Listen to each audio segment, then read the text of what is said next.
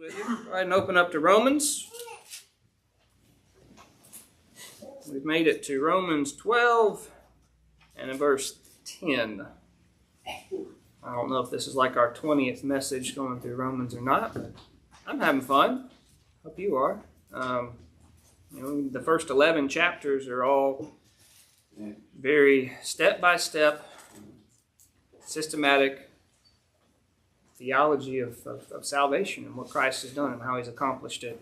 And then when you get to chapter 12, it shifts a little bit and it starts looking at, okay, children, beloved children of God, because of what all Christ has done for you, how do you then live and operate? How do you bring him glory in your lives? And so it's this very, very practical messages.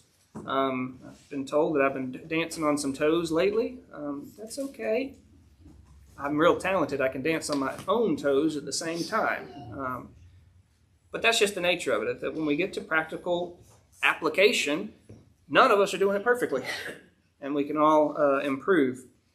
So we know from 12:1 and 2, there's this theme that's going to really run through the rest of the letter in this application portion, is what are you doing with your body? You are presenting it to God as a living sacrifice. He's not requiring your death. Jesus' death is completely sufficient. He has died for your sins. He's put them away. Now you're going to voluntarily offer yourself. Lord, here I am. You've bought me. You paid for me. I'm yielding to you in everything that I do and say and think. I am yours to be set apart for holy purposes, which is our reasonable service. So is what God's telling us to do here ever going to be unreasonable? No. Does that mean you're going to necessarily want to do it and be easy? No. Often the right thing feels a lot harder because the old man within you that you've still got to battle against wants to go, no, that's not comfortable. That's not what I want. That doesn't align with my self-interest. Well, when you have a master, whose interest comes first, self or his? His, the master's interest. And so that's what we're looking at. So we're yielding ourselves, and we're also not being conformed to this world, but rather we're being transformed by the renewing of our mind, that we can prove or discern what is the good and acceptable and perfect will of God. We care about what God wants. We can get it wrong in saying, well, God wants this, right? You ever had an opportunity, the door is wide open, and you thought, well, obviously God wants me to do this, otherwise he wouldn't open that door. That ain't so, right? We've got to have more discernment and wisdom, right? Sometimes those doors that are open, we don't need to walk through, okay? Just because he didn't strike you down dead with lightning at that moment and say, no, doesn't. Sometimes you have to make decisions that your old man will say, well, why are we doing that? Right? It doesn't make sense for our self-interest. But when you're rooted and grounded in the Word and you're filtering your decisions through what brings him glory and honor, you can come to very different conclusions than what your old man would want. Often the opposite, right? So, we're not conforming to the pattern of the world. We're being transformed with our mind so we can discern his will that's good, acceptable, and perfect. All right, so that's where we're at, and I won't rehash the rest of 12, but let's just jump down to verse 9, what we did last week. Let love be without dissimulation, all right? Love without lies, all right? We're talking about within the church. We're talking about your love to the Lord, right? And let it not be for show. I remember Jesus upbraided the Pharisees because they had a lot of good show love. All right, oh, I love the Lord. I'm going to fast here. Let me not wash today, and let me put a little extra eyeliner on so everyone knows that I am fasting. See, aren't you impressed? Or I'm donating to the church or the temple. Right? So let me make sure I'm doing it at a time when everyone's around, ringing the bells. Hey, look, here it is. Right? That's love to God. That's not real. Right? You're doing it for the approval of men. So our love for the Lord needs to be without dissimulation. Our love to one another needs to be without dissimulation or lies. Abhorring that which is evil, cleave to that which is good. So to abhor, be utterly disgusted by that which is evil, that which is sinful, that which is contrary to God's very nature. And hold tight to that which is good. Love the good, hate the evil. Verse 10. We're going to read one sentence. It's going to go on a little while. Be kindly affectioned one to another with brotherly love, in honor preferring one another, not slothful in business, fervent in spirit, serving the Lord, rejoicing in hope, patient in tribulation, continuing instant in prayer, distributing to the necessity of saints, given to hospitality. That's one sentence. There's a lot of instructions going there. That loving without dissimulation and cleaving to that which is good, you're getting some specifics. What does that look like? So, be kindly affectioned one to another with brotherly love and honor, preferring one another. Well, let's just back up. Who are we talking to? Who's the letter written to? The believers in Rome, the Christians in Rome, right? Has Paul come to Rome yet? No, he hasn't been able to. He said, I want to be there. He hasn't, the prison ship will eventually get him there. So he's writing, he's given all this great, theological instruction so this church can have this great foundation of this is what Christ has done, this is what he's accomplished, chapters 1 through 11. And now here, how do you govern yourself to God, to each other within the church? And so the first thing it starts with, loving without dissimulation, is be kindly affectioned one towards another. All right? To be fond of each other. With brotherly love. So you've got these two different words that are both hearkening back to your care and treatment of your brothers and sisters in Christ. Right? Do you think Jesus cares about how you treat his children that he has bought and paid for? Absolutely. Right? Jesus told his apostles that here's how all men will know that you're my disciple. It's going to be by this little fish sticker you're going to put on your bumper sticker. Or by the t-shirt, or the hat, or the pencil, or the business card that you carry around. That's how everyone will know you're my disciple. No, it's by the love you have one to another. Right? It should look not like the world. Right? Because the world's definition of love is pretty narrow. It's pretty stingy. Basically, I'm going to be good to you if you're good to me, and you don't do anything I don't like, and you're always kind, and right? Because that's kind of the Hollywood definition of love is that, I'll love you as long as you love me and take care of me. When did we start loving the Lord? Did he start loving us when we were loving him? No. Order of operations, right? 1 John says, we love him because he first loved us. He put his love upon us when we were yet sinners, right? So he didn't love us when we somehow were perfect and we were loving him. He gave a self-sacrificial love, giving of himself to a people that weren't worthy of that love. So, what do you think the pattern is for you and I in dealing with our other brothers and sisters in Christ, whether they're in this body or outside of this body? We are to love them with that same pattern that Jesus gave, even when they're not worthy, if you want to put it that way. Because guess what? How many churches have 0 sinners in it? None, right? And in fact, the population of every church that's ever existed has been 100% full of sinners. And so, giving grace, receiving grace, needing grace, showing mercy, being tender-hearted, right? That is mandatory among them all, and it can be challenging because you're dealing with other sinners. And sometimes the biggest sinner is the one looking you in the mirror, right? Okay.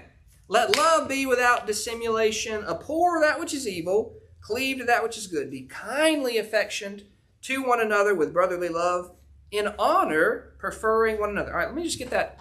To one another and one another. This is all mutual. All right, this is not my laundry list that I can come and tell you and sit down. Now, brother, you're not loving me very well. Right? Now, that may be true. But you need to take this instruction for you. Regardless of what you're receiving, this is to you. You need to love without dissimulation. You need to be kindly affectioned with brotherly love, in honor, preferring one another. What does that mean? Preferring one another. It means to esteem other as more valuable. Their opinion matters more. Like this is the opposite of what the world has in self-promotion. Right? Self-promotion says, I'm important. I have value. You need to listen to me. And if you don't, my self-confidence just takes a hit. Right? This is, you're valuable. Christ died for you. Right? I love you for Christ's sake. Right? Was Jesus' blood a very high price to pay for his people? Is there anything more expensive? anything of greater value. So if he has put that value on each of his children, saying, I'm willing to die for you, ought you to care for them with that same precious value? The Lord cares about this person. Right? Does that mean that person won't be annoying sometimes? Right? Why? Because they're sinners. Right? But for Christ's sake, we can, in obedience to him, again, this is not our carnal self. This is not our old man. This is not the pattern of the world, but we're being transformed into something better that we can love and love sincerely, being kind, and preferring one another. Now, this is not slothful in business. We're not jumping over to your secular job here. Right? This is all talking about believers. It's talking about how you're treating with others. The idea of slothful is lazy, indolent. Business, that word, it literally just translates to diligent. All right? Fervent. So read that. Not slothful in business. Not lazy, but diligent. So it's the opposite of that. Fervent in the spirit. The idea of fervent has the idea of like a pot boiling. Like there's some motion. There's some activity. This is not, I'm just waiting to see what happens. And well, if I have to, and well, maybe. But actively seeking opportunities to take care of, to encourage, to support, to build up your brothers and sisters in the church, in the kingdom. And that can be broader than just four walls, right? This is a good thing. This is something that we need to be active about. What are we doing when we're doing that? We're serving the Lord. That's what it says, fervent in spirit, serving the Lord.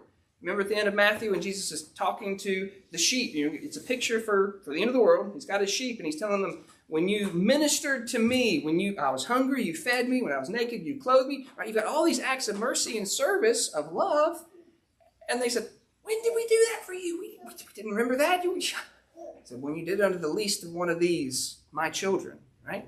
So when you are showing love, when you are having this affection, when you are caring and edifying and building up the Lord's people, you're serving Jesus directly. What does your master want? He wants this. This is good. Rejoicing in hope. All right. Does this mean you won't have any problems and that's why you can rejoice?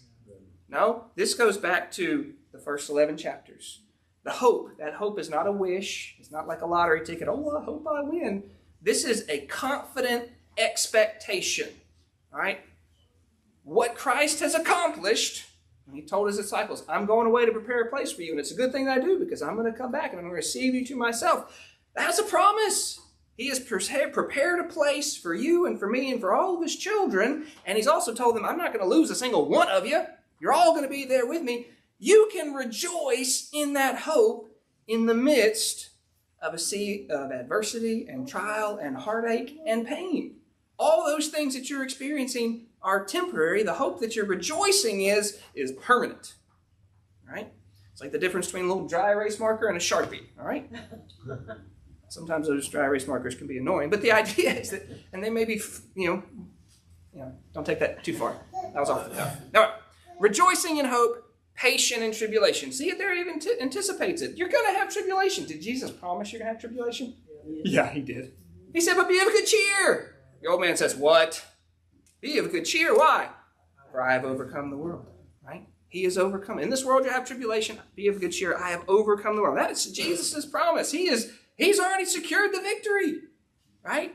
We're really just kind of waiting for the victory party. Right? He wins. Patient in tribulation. You mean you are able to endure under those tribulations? You're able to continue to be calm and cheerful, right? Seeing the bigger picture, right?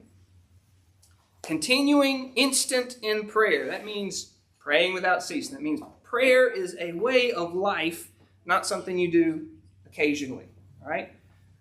Why should you be praying instant? Because you're talking to someone who's already worked out the big picture for you, and he's promised that he's caring for you right now in these small moments, even though you're struggling. It's kind of like the apostles were there in the boat, and the seas are going, and Jesus is in the back, and he's sleeping. His head's on a pillow. Were they in danger? Master's in the boat. But they got him up and said, don't you care? We're going to drown. Carest thou not that we perish? And here you are sleeping. And he sits up and says, peace, be still. And he's just demonstrating, whoa, Jesus is God, because he's got the power to silence the winds and the waves, and it goes from mega storm to mega calm, right? They were okay, but they didn't know it, right? So when you're continuing instant in prayer, you're talking to the one who is in control, the one who is going to sustain you, the one that is going to keep you. Continuing instant in prayer, distributing to the necessity of saints. All right, we're talking about that loving without dissimulation. Love in the Bible is useful. The word kind actually has the idea of being useful, right? It's not an emotion. Oh, I love you. Oh, you need something? Oh. Nah, that's not what we're talking about, right? Giving to the necessity of saints. That means actively looking for opportunities to show mercy, right? What was Jesus constantly doing as he was going about to different places? He was teaching, but he's always following up with what? Showing mercy. Now, he was using acts that displayed his power, right? He was doing works that no one had ever done, and there's other reasons for that. But the theme was that it was always, it's not, here's a convertible. You didn't know that you needed that, right? No, it was nothing superfluous. It was acts of mercy, helping people in need. So following the pattern of the Master here, distributing the necessity of saints, right? Guess what? Everyone in this room is wealthy. You say, well, I'm not compared to, well, you can always compare to somebody. But the other direction can go too, right? There is always someone else, and generally in other countries, right, who could live off for decades what we spend in a week. We're wealthy, all right? Don't lie to yourself and say that you're not. Looking for opportunities to help and show mercy. Given to hospitality. Given means to pursue, to actively seek. Right? To follow after hospitality. That means literally to be fond of guests or fond of strangers. To open up your homes, your hearts, your lives, and letting in others. Particularly brothers and sisters. Right? If you have the Heisman mentality in church, oh, I love you, stay away from me. You're not allowing anybody else in, and you're not seeking to allow anybody in.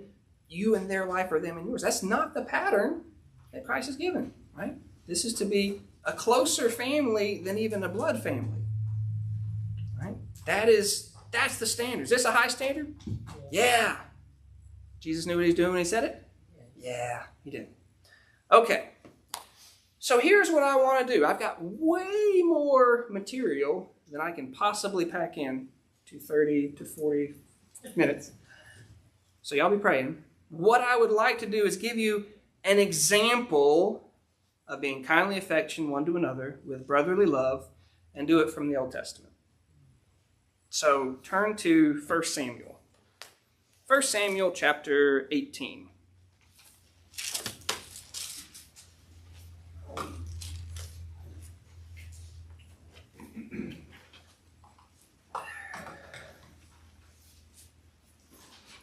I'm going to read the first verse, and then I'm going to give you a lot of context.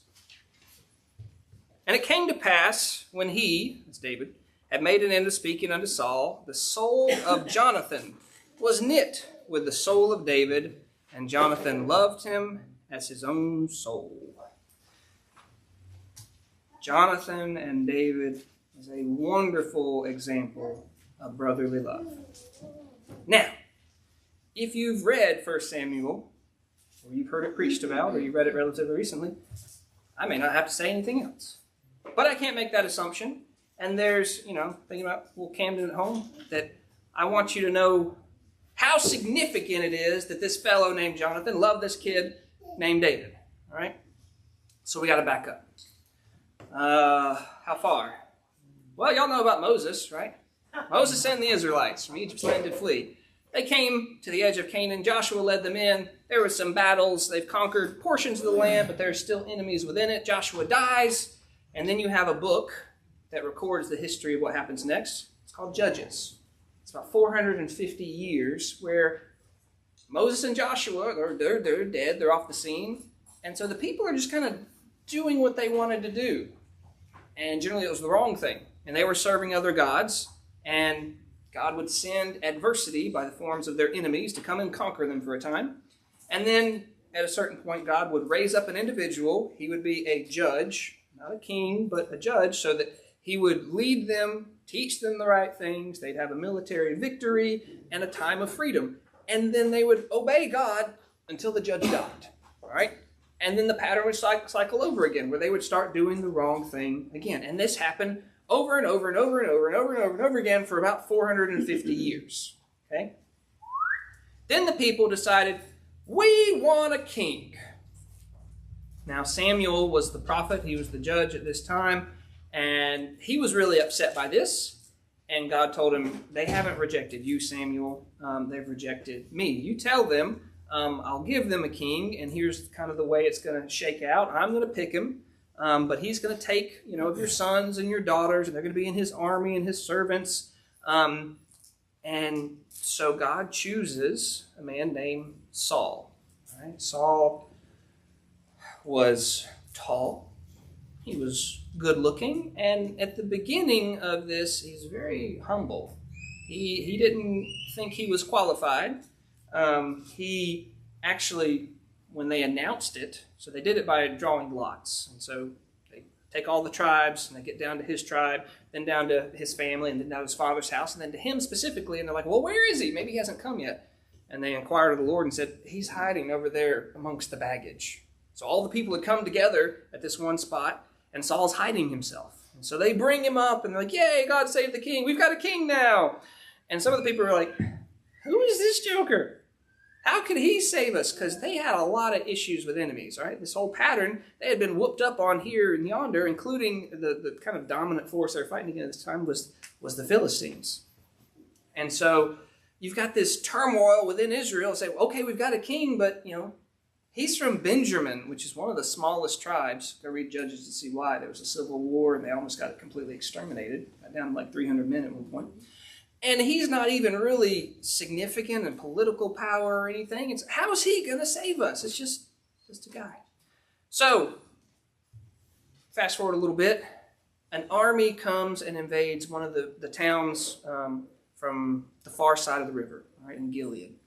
And the Ammonites are there, and the town just surrenders. They say, we would like to make peace. And the Ammonites say, really? That's too easy. Tell you what, we'll make peace, but here's a condition. Every man in the city has to pluck out his right eye. You say, well, that's intense. Yeah, it's to shame them. It's to shame because you in here in Gilead are part of this whole nation of Israel, and look, we just conquered you, you just surrendered. It's a reproach to you. So he's like, you're nothing, okay? And so they said, give us some time to think about it. And they sent a message over to King Saul and said, hey, will y'all come help us? And so Saul, again, he doesn't have a massive infrastructure. He doesn't have a massive army. Not even anybody supports him. And so the Spirit of the Lord is upon him, and he gets super angry.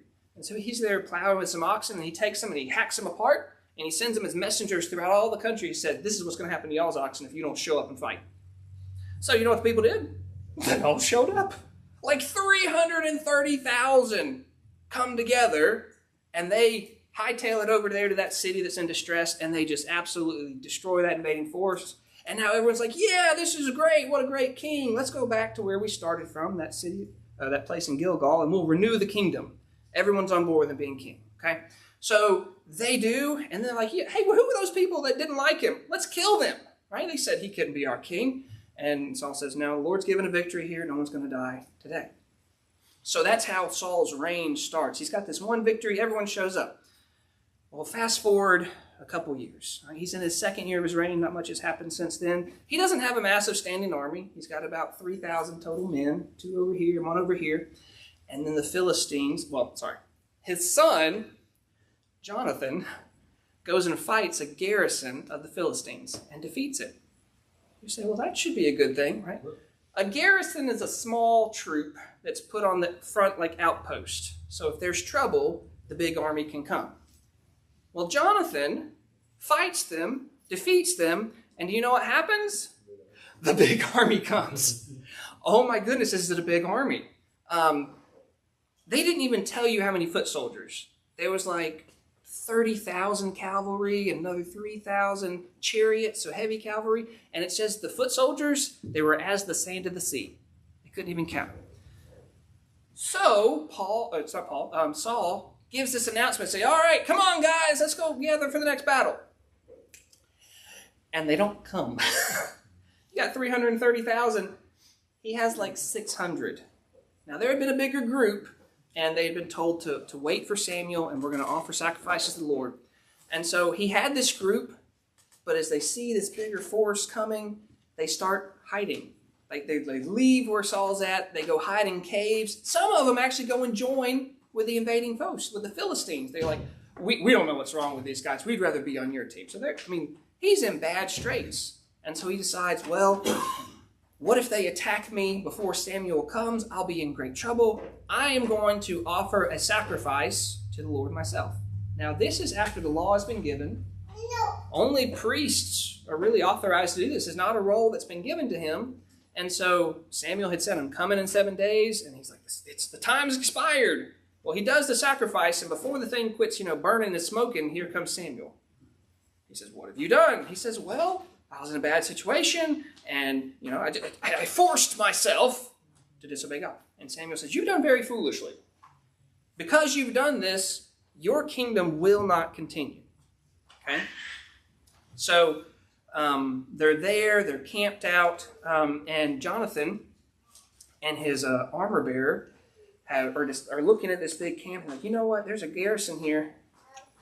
We can go fight them. Now, mind you, this army is so big, and Saul only has like 600. They haven't even really bothered to deal with them yet.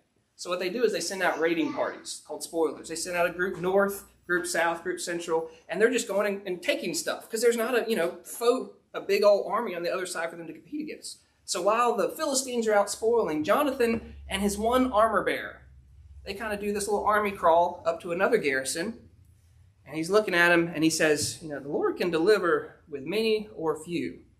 Let's do this. Here's what we'll do. We'll go over there, and we'll kind of pop up and say, here we are. We'll discover ourselves. And if they invite us to come and see them, then we'll know the Lord's going to deliver them into our hands. But if they say, wait for us, we're going to come to you, then we'll know he's not. And so that's what they do. So they army crawl up there, they pop up, and the Philistines are like, look, the Israelites are popping out of the holes in the ground. Why don't y'all come up here and we'll show you something? And so this garrison has about 20 men. It's in the space of about half an acre. And Jonathan says, all right, the Lord has given that sign that he's going to deliver to them. He says, you follow me. And so they crawl up on their hands and feet, and they drop down among them. And Jonathan is swinging and crazy, and the guys are falling down, and his armor bearer is coming behind him and finishing him off. And they defeated all 20. And then something amazing happens. The ground starts to shake. There's a trembling in the host, the big group. There's trembling among the spoilers. There's trembling out in the field. And not only is it an earthquake, the Philistines start fighting each other. So it's not just they're trampling and running for fear, but they're actually taking their swords and they're slaying each other. And Saul, hearing the noise, this is the king, he says, what is going on? Hey, y'all count off. Do a head count. Who's missing? They did their head count. Oh, it's Jonathan and his armor bearer missing. He says, call the priest up here. We need to inquire of the Lord what we're to do. But that noise of the Philistine got louder and louder and louder. And Saul says, never mind, priest. We don't want time for you. Come on, guys, let's strap up. We're going to go fight him. And so they went and they chased him. And they're chasing him all the way back to the Philistine region. We're talking 40, 50 miles, long way to these different cities. And they're falling, dropping like flies. And it's just this massive victory. Now, Saul has opened his mouth, and he's made it about him. And he says, nobody eat a thing today. No one stop to eat until I'm avenged of my enemies. Now, where was Jonathan? He was out already fighting. He didn't hear that little command. And so as they're running after him, they're running through a wood, and there's these honey dropping from the trees into the ground. And so Jonathan, he's tired. I mean, he's already slain 20 men by himself with his armor bearer. He takes his staff, dips it in some honey, and eats it as he's going. He's, I feel so much better. And someone else in the army says, hey, you didn't hear the command from your dad? No. What is it? He said, nobody eat. And the person who does is cursed and she'll die. And he's like, well, he said foolishly, because look how much better I feel. Blood sugar was a little low. My eyes are enlightened. How much better we could have done. And so they chased them until nightfall, which is as far as Saul's curse had been. And then when they do, it says they fly on the spoil. So the cows and the sheep and everything that had been in that host, they jump on them and they're eating them. And some of them are eating it raw with the blood. And so they're sinning because Saul had set them up for being so hungry. And so Saul has them come, and they're killing their animals there rather than eating blood. So he's inquires of the Lord, Lord, shall we continue to fight against the Philistines today? And the Lord wouldn't answer him. And he said, well, we need to figure out who sinned among us. And so when they, draw lots again, it comes down to it's Jonathan. He says, Jonathan, what have you done? He says, I've eaten of something, and so I must surely die. And he says, well, I said it, and you said it, and so, yep, you got to die. And the people are very upset. They're like, Jonathan is the one who started, all this deliverance, God's work, this salvation. Don't let him die. All right, so this is Jonathan. This is Jonathan who is the crown prince, the next in line to be king. One who is a man of faith who, while the rest of the army, or the little army, is quivering in fear, he's boldly saying the Lord can deliver with many or few, taking his life in his own hand, and he is trying to faithfully follow through in serving God. Next in line to be king, his life was almost forfeited, but the people stood up for him. This is who is going to show such kindness and affection to David. Now, there's one other nugget we've got to get, and that happens a little bit later in Saul's reign. So once they've defeated the Philistines, you have this really kind of fast transition where Saul is doing all of these different activities where he's fighting all these different foes. Well, one of them, God sent him to go and destroy a people called the nation of Amalek. The reason they're being destroyed is because back in Moses' day, when the children are wandering in the wilderness, this tribe, this nation came out and they fought them. Right? This is like refugees. You're coming out and you're attacking them. And so God has said, I'm going to bring judgment upon you. Well, it's like 450 years later. He is. And the instructions were to wipe them out completely. Well, what the people did instead, with Saul's blessing, is that they killed all the people, but all the best stuff they saved. And the king, they saved him too. They allowed him to stay alive. And so Samuel is coming to greet them after they've had this massive feast, and Saul walks out and says, behold, I have obeyed all that the Lord said. And Samuel says, then why do I hear sheep bleating and cows lowing? What do you mean you've obeyed? He said, yeah, we've obeyed. You told me to wipe out. I wiped out the people. And the people, they decided that we're going to keep this good stuff and we're going to sacrifice it to the Lord. And Samuel says, rebellion is as the sin of witchcraft. Does the Lord prefer sacrifice over obedience? The answer is no, it's obedience. He told you to wipe it all out, not to change your mind and try and take this to yourself. And so he went to leave, and Saul's really upset. He says, don't leave, worship with me. And he grabs him by his mantle, by his clothing, and it rips. And Samuel turns to him and says, today is the nation taken from you. Right? God is rending it up, and he has given it unto thy neighbor who is better than thyself. So his earlier transgression of offering a sacrifice wasn't a sin. It was told he would lose the kingdom. Now he's told it's going to be taken from you now. All right? It's taken from you now. And so that's where Saul is at when you have this massive host of the Philistines come out to fight again. And he's been told from Samuel, someone else is going to get this kingdom. You have messed up. It's not going to be yours. It's not going to pass down to your kids. The kingdom ends with you. So he knows that. And then there's a massive host of Philistines that come out.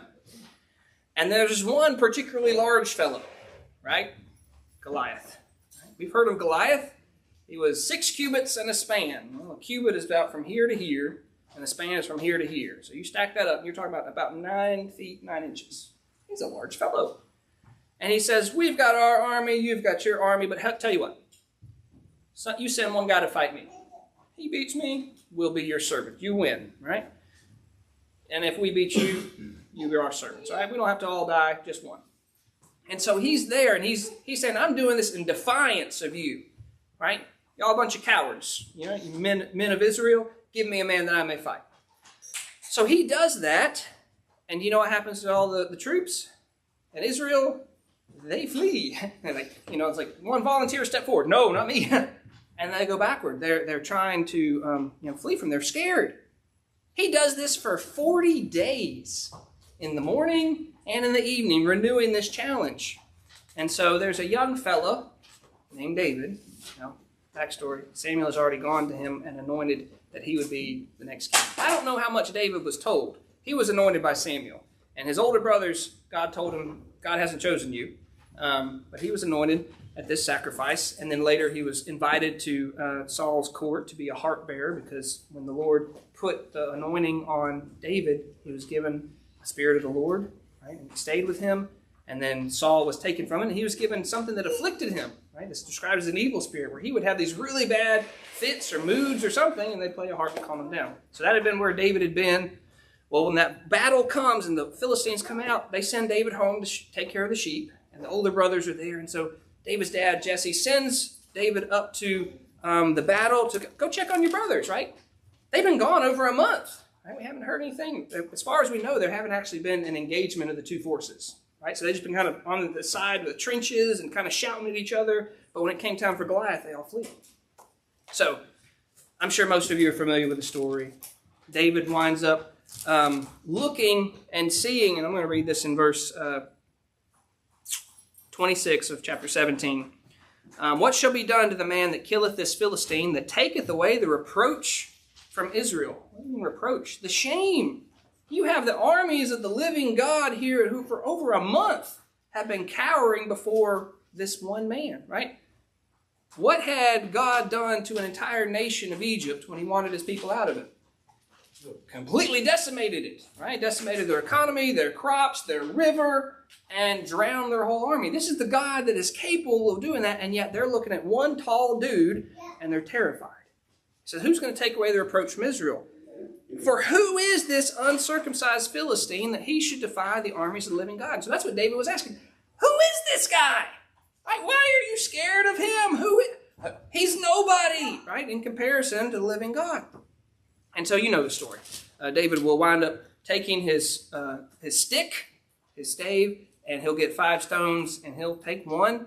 And the giant sees him coming. He says, "Am I a dog that you're coming to try to run me out of the yard with a stick? I mean, look at me." I mean, he is wearing some massive armor. His mail weighed like 120 pounds. Just his armor. That doesn't include the shield. The spear tip weighed 15 pounds. And it said his spear was like a weaver's beam. I mean, he's a big dude. He had a whole other guy just to carry his shield for him. Big guy, scary guy. He's like, "You're coming out to me with a stick?" And he said, "I'm going to give your carcass to the birds." And this is what David says. "Thou comest to me with a sword and a spear." This is verse 45. "And with a shield. But I come to thee in the name of the Lord of hosts, the God of the armies of Israel, whom thou defied. This day will the Lord deliver thee into my hand." That's 1. "I will smite thee." 2. "Take thy head from thee." 3. "And I will give the carcasses of the host of the Philistines this day and the fowls of the air." So David had been promised that Goliath said, "I'm going to kill you, kid." And David says, "I'm going to give the whole army." Right? He's coming in the name of the Lord. Why? "That all the earth may know that there is a God in Israel. And all this assembly," right? You're pointing back at your own troops, "shall know that the Lord saveth not with sword and spear, for the battle is the Lord's, and he will give you into our hands." So you know David ran forward. He slang a stone. Stone went into the Goliath's forehead. It sunk down. He hit the turf. Now David had promised to cut off his head. He doesn't have a sword. He has to go stand on Goliath, borrow his sword, remove his head. And then there's this massive, the Israelites have courage now, and the Philistines are fleeing, and they go and they chase them away. So that's where we get this scene where Saul is bringing David to him after this battle, and he's asking him, "Whose kid are you?"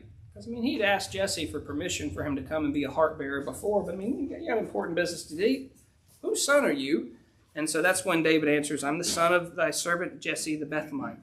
And it came to pass, when he had made an end of speaking, in 18:1, that the soul of Jonathan was knit with the soul of David. And Jonathan loved him as his own soul. And Saul took him that day, and would let him go no more to his father's house." All right, so no more going to tend the sheep. You're going to stay with me in the host, and when I go back home. Then Jonathan and David made a covenant, because he loved him as his own soul. And Jonathan stripped himself of the robe that was upon him, gave it to David and his garments, even to his sword, his bow, and his girdle. Okay. If you read the little children's stories of David and Jonathan, they put them at about the same age. Jonathan would have to be much older. Right? Saul reigned for about 40 years, And that battle where Jonathan killed the garrison was early in it. So he may be 20, 25, or 30 years old. I can't give you precisely, but he's significantly older than David. He's in line to be the next king from a natural sense, but he also knows that his father's been told on 2 occasions, your kingdom won't continue. God's declared that, and it's going to be given to another neighbor. And so here, one who was willing to hazard his own life and trusting the Lord was able to deliver with many or with few is now seeing another young man whom the Lord had just used to give a massive victory, not because he was strong or smart or wise, but because he was standing fast in the promises that God had made to Israel, right? God had promised them that if you're obeying me and you're following me and you're putting me forth, I'm going to fight your battles for you. That's why you don't have to be afraid, because I'm fighting them for you. And so here you've got this young man who's doing that. So you have found another brother in the Lord, right? And this idea of that he's making a covenant with him, this is a promise of goodwill, of affection, of caring for him. And then you've got this picture of him taking off the robe, his garments, his sword, his bow, his girdle. This guy came from the sheepfold. He's poor. He's a nobody. And here you've got the crown prince, older, more mature, is taking off his royal apparel, his weapons, and he is adorning this young man.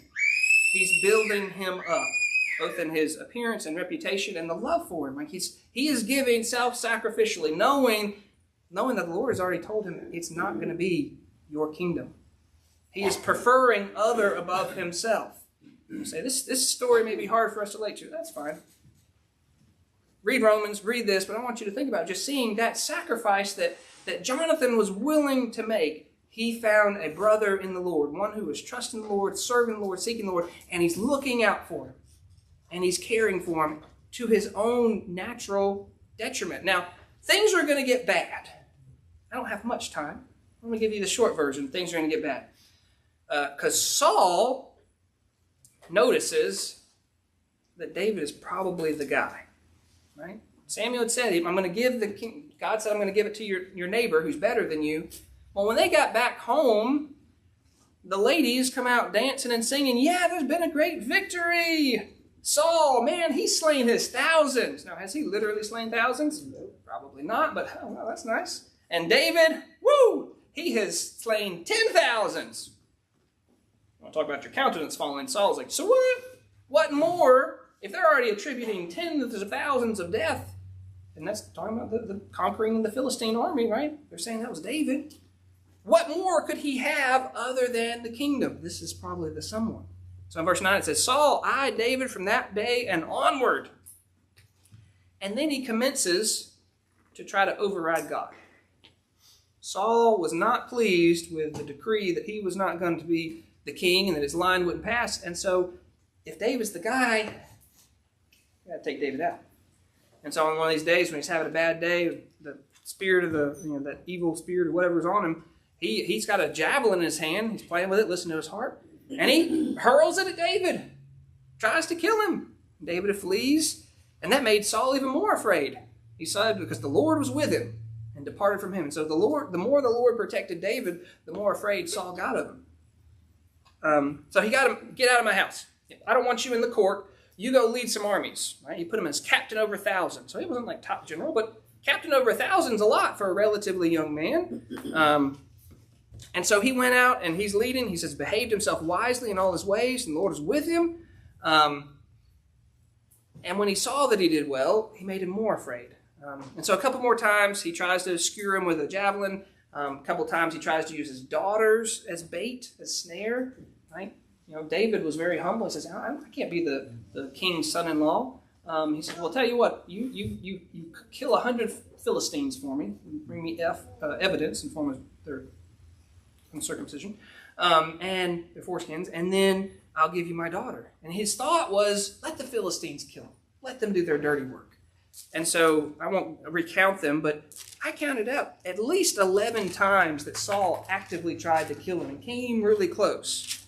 Well, if you get to chapter 19, Saul actually is so passionate about killing him, he brings his son into the conspiracy. He speaks to Jonathan and to all his servants, saying that we should kill David. Now, Jonathan has made a covenant with David, watching out for him, caring for him, and now my king, my father, has said, we need to kill you. So where do his loyalties lie? His political interest, his own self-interest, his family interest, or this covenant that he's made with his brother? Well, he goes to tell David. He says, my dad's looking to kill you. Now, I'm going to try and talk him out of it. You go over here in this field and you hang out and listen to what I say to him. And he goes to his dad. He says, Dad, why do you want to kill him? He's done nothing but good. And in fact, God gave this great deliverance to the Philistines, and you were happy about it. Why would you sin by killing innocent blood? And Saul said, oh, you're right, and I won't. And so he relented of that conspiracy, and so David was allowed to come back into court, and they were all okay for a time, until there was another war, and David presents himself well again, and here it is. He's trying to kill him again with a javelin, and then eventually he sends orders to go murder him in his house. Now, he had married his daughter, and the daughter loved him and said, you need to flee. If you're here in the morning, Dad's going to send his messengers, are going to kill you. And so he flees, and the messengers come, and they say, oh, he's sick. You can't see him right now. And Saul sends more messengers, says, you bring the bed up here so I can kill him. And so they go down there, and his daughter had made up a little image, pretending, you've snuck out of your house and you're trying to hide the evidence, right? Made it look like someone was in the bed. And so they were really upset, and he had to flee. And I'm running out of time, so I won't go much farther. Jonathan didn't know about this one, right? When Saul had wanted to kill him, and before he brought him in, and Jonathan talked him out of it, now he's taken all of these attempts. There's at least 4 of them where he's trying to slay David, trying to send assassins after him, and David's just barely escaping, and Jonathan doesn't know about it. So chapter 20, David fled and came to Jonathan, 20:1. And he says, what have I done? What is my iniquity? What is the sin before thy father that he seeketh my life? He said, what have I done? I don't understand. And Jonathan says, well, God forbid, you're not going to die. My dad wouldn't do anything, whether it's small or great, without telling me. Why should he hide this from me? And David says, your dad knows that you like me, and he doesn't want you to be distressed, and so he's keeping it from me. He says, but I tell you the truth. I swear, as the Lord is alive, there is just a step between me and death. All right, we are very, very close. And so Jonathan says, what do you want me to do? And so again, he's going to attempt to patch things up and figure out if there's actually a conspiracy. And so what he does is David doesn't show up at a time when he's supposed to be at dinner. Right? They had a feast once a month, and he's supposed to be there with the king, and he doesn't come. And the king winds up asking Jonathan, where is he? And Jonathan says, well, he asked for permission to go over here. And Saul gets mad. I mean, so mad. So in chapter 20 and verse 30, Saul's anger was kindled against Jonathan. He says, thou son of a perverse and rebellious woman, do not I know that thou hast chosen the son of Jesse to thine own confusion and to the confusion of thy mother's nakedness? For as long as the son of Jesse liveth upon the ground, thou shalt not be established, nor thy kingdom. Wherefore now, send and fetch him, for he shall surely die.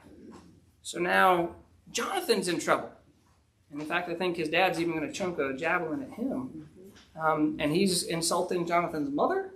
And basically that you are not following my interest and your interest by complying and keeping up with this covenant with your brother. And so Jonathan winds up going and letting David know, and he flees. And this is what leads David to be out of the royal presence for the rest of Saul's life. Saul will spend the rest of his time hunting David in different parts of the country, and he'll eventually flee out of the country until the day that he dies, and it's also the same day that his son Jonathan dies. And so this is probably way more information than y'all could all take in at one time, because I'm basically recapping about 20 chapters in Samuel. But if you don't know the backstory of what Jonathan is doing and what he's committing to and what he's following through, and in the midst of real adversity and pressure and persecution from his own natural family, then you can't really understand how much love and affection he's truly showing to David, particularly of the hostility of what his dad knew leading up to this. And so the Bible's a big story, right? It's all about Jesus. It's all pointing to him. And David obviously is a type for Jesus. And so you've got one here who is being a forerunner, who's building up the coming king. I mean, you kind of got a parallel there with John the Baptist and Jesus, where John the Baptist was the first prophet in like 400 years, and people were very excited about him. They want to know who he was. He could have claimed to be something greater than he was, but that wasn't his role. His role was being the forerunner for the Christ and declaring, here's the Christ, here's the King, let me serve him. I've got to decrease and he must increase. So a lot of fascinating things. Probably didn't present it as well as I could, and so I apologize for that. If nothing else, I hope I've encouraged you to go read 1 Samuel. But let brotherly love continue. It's a good thing.